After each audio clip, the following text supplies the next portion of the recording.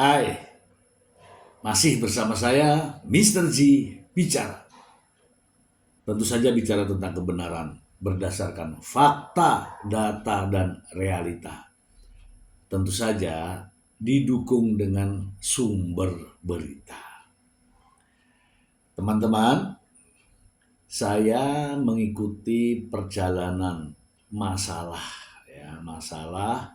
antara Baim Bom dan Paula Verhoeven terkait dengan proses gugatan cerai di Pengadilan Agama Jakarta Selatan. Memang bukan urusan saya, ya secara pribadi bukan urusan saya. Tetapi ini adalah public figure. Di berbagai media menayangkan. Di media sosial pun banyak berseliweran. Di stasiun televisi banyak beritanya. Banyak ahli, banyak praktisi, banyak pakar-pakar hukum, akademisi membicarakan masalah ini. Saya dilarang sama katanya jangan nyampurin urusan orang lu. Televisi memang urusannya. Ya. Justru ini yang kita bahas ya, Teman-teman, ada sebuah berita ya. Berita, ini nih beritanya nih. Nah, berita ini menarik sehingga saya membacakan. Ya, tentu saja ada pembahasan di sana. Ini yang ngomong pengacara senior. Ya, pengacara senior yang sudah banyak sekali yang berpendapat tentang hal ini, ya. Termasuk adalah Biolipa Yumara ini.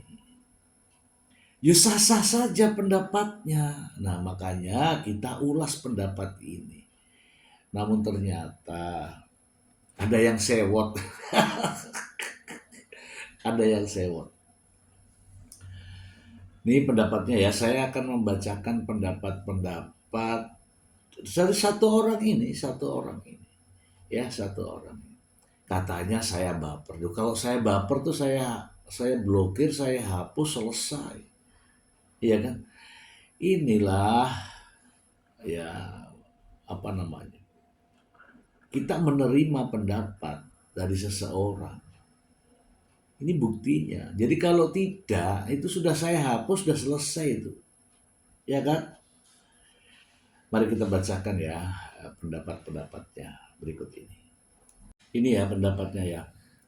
Jangan ikut campur dan memperkeruh keadaan Mr. Z. Keputusan sidang sudah putus. Sedangkan orang luar malah Anda nanti yang dipidanakan. Pihak Baim atau pihak Paula. Karena menyebarkan berita hoax. Camkan itu. Nah ini bentuknya bentuk ancaman. Anda kan berpendidikan tinggi. Pasti tahulah soal hukum kan. Oke ya. Aduh.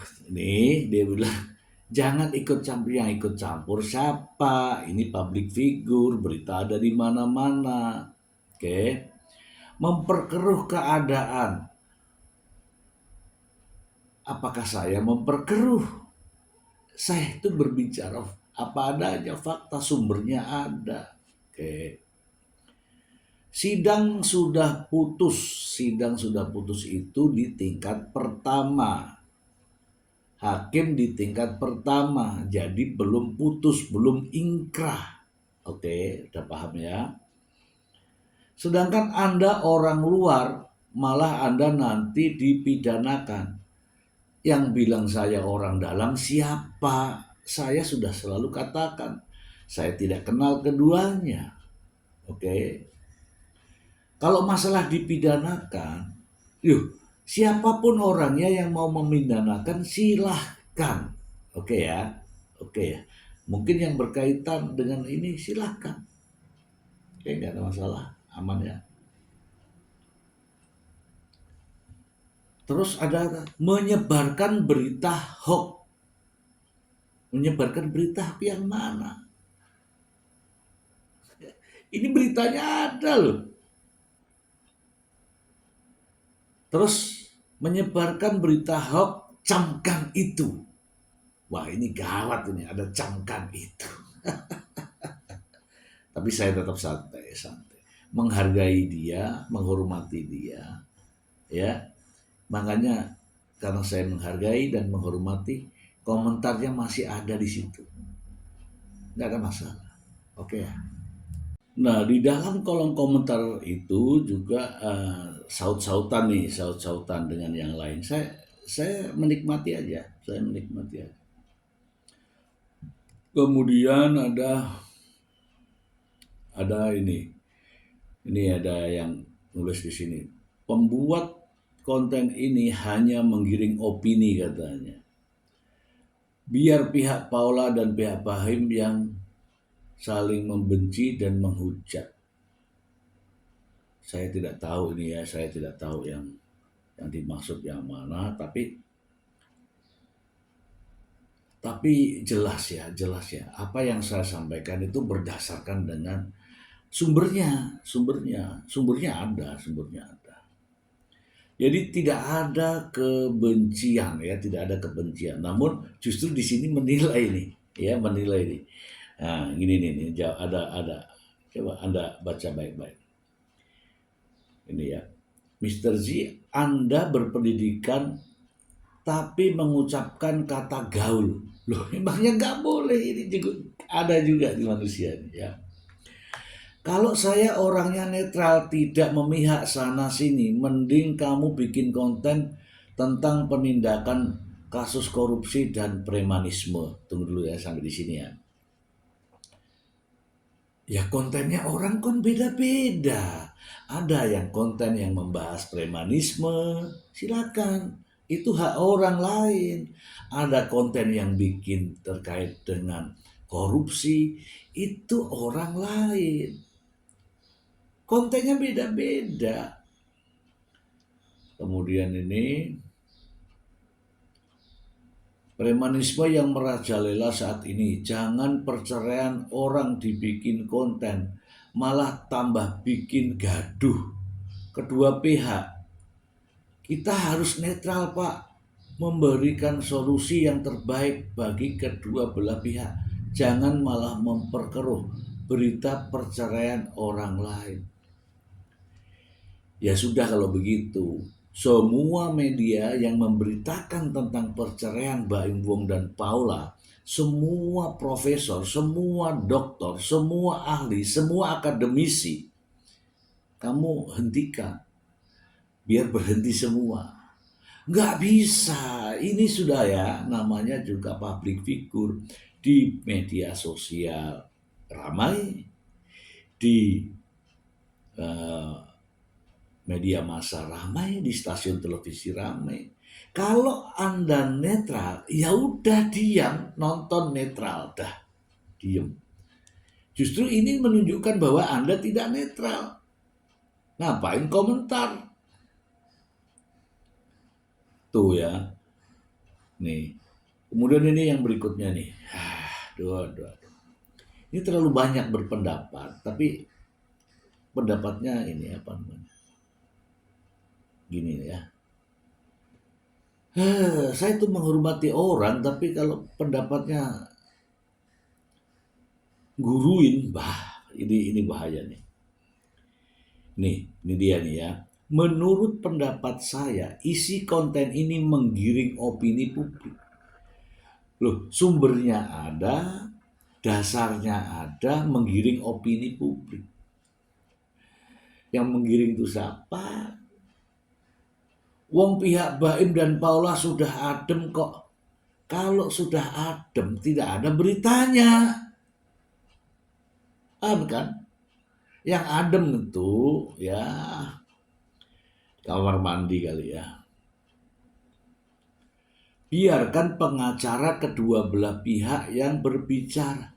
Nah, itulah yang kita sorotin.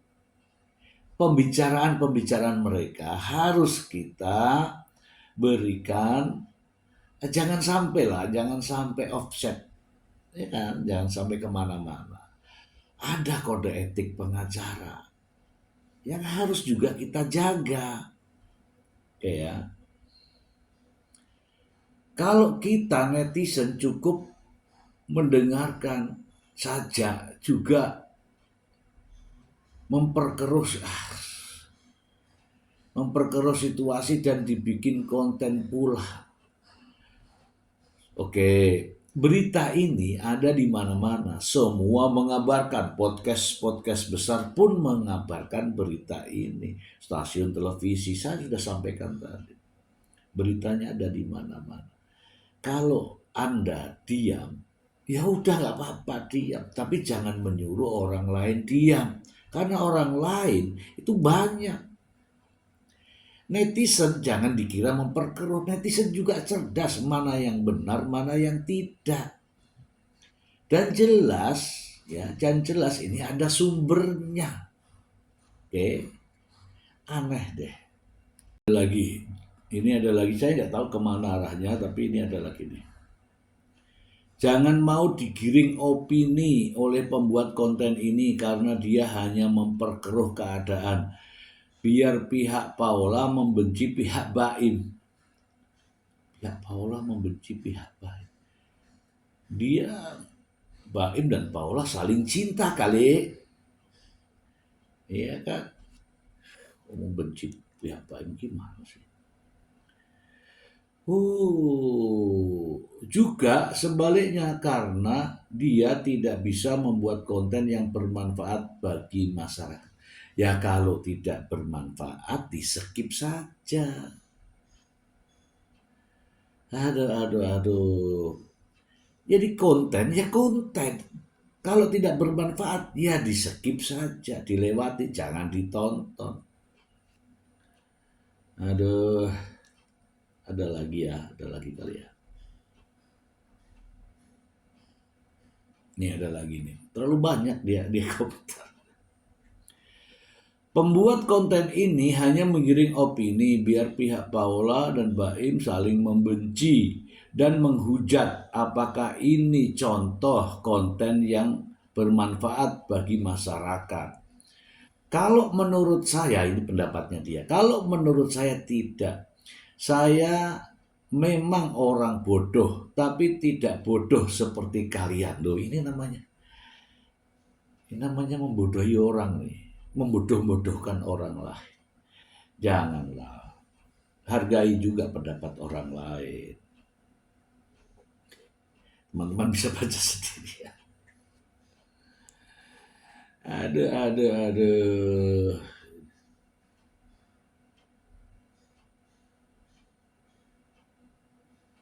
Ya sudahlah, intinya itu ya teman-teman ya, intinya itu. Jadi saya, ada yang dibilang kepo apa ya.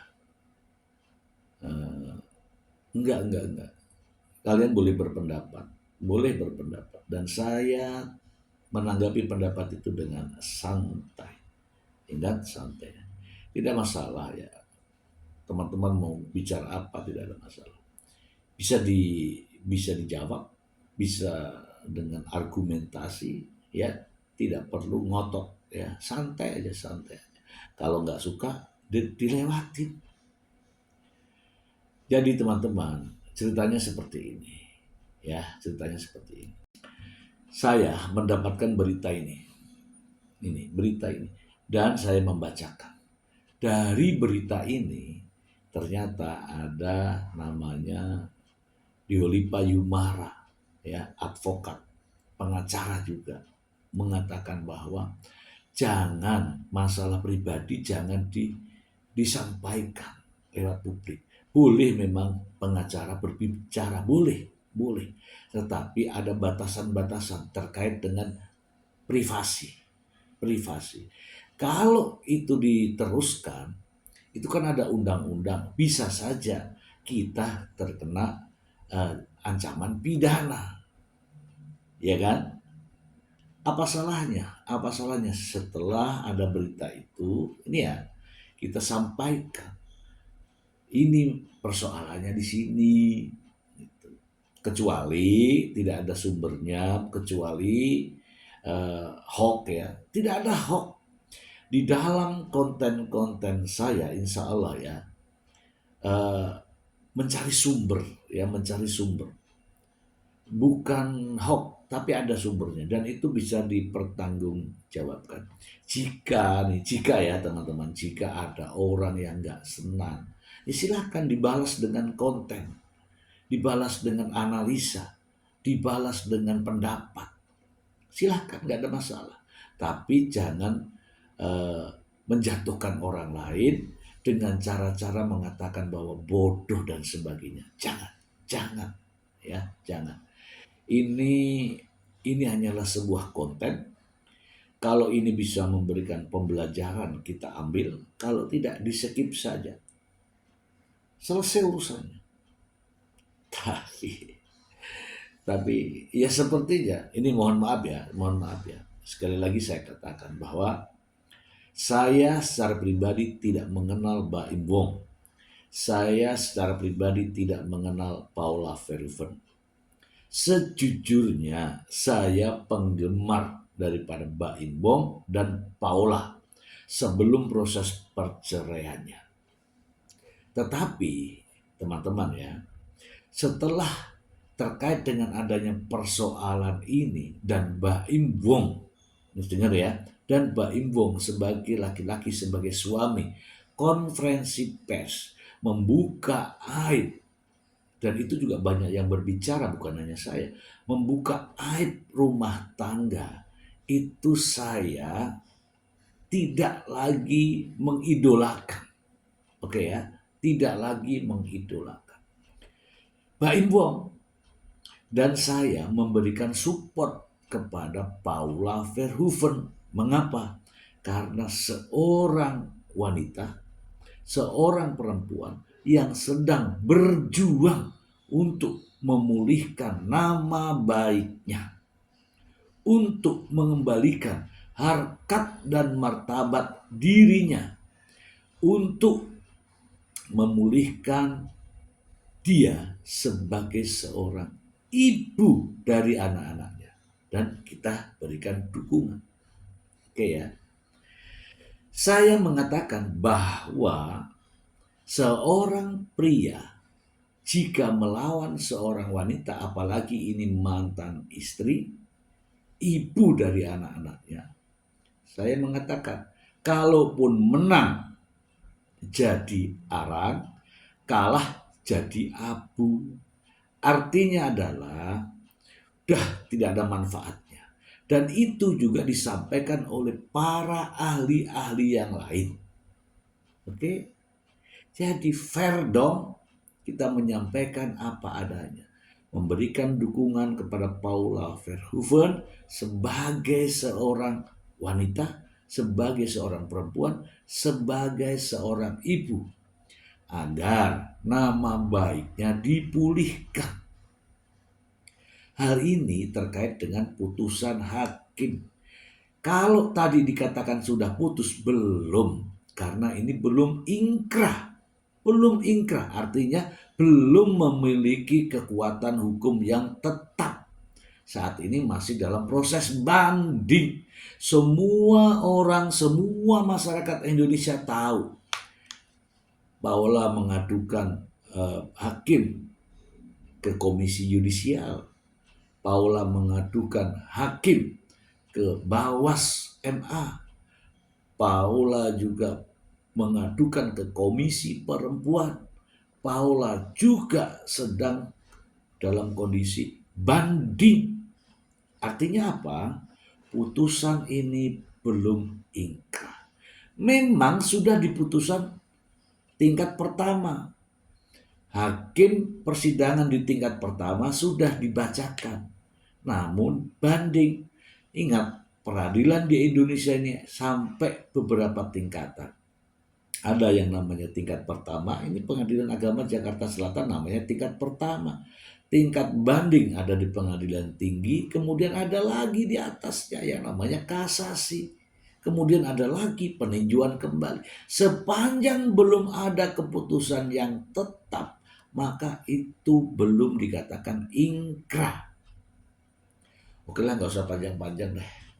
Nggak usah panjang-panjang. Karena begini, mau diceritakan seperti apa kalau memang rasa dalam hati sudah nggak seret, pastilah juga tidak seret. Tetapi saya mencoba menyampaikan semua tentang kebenaran. Apakah pengacara Mbak Imbong merasa diri benar? Ya kalau merasa diri benar ya silakan. Ada beritanya, ya kan? Ada banyak yang komentar, silakan. Dan saya merangkum semua ini. Teman-teman, tetap terus memberikan dukungan. Jika Anda seorang wanita, hari ini Paula Verhoeven berjuang.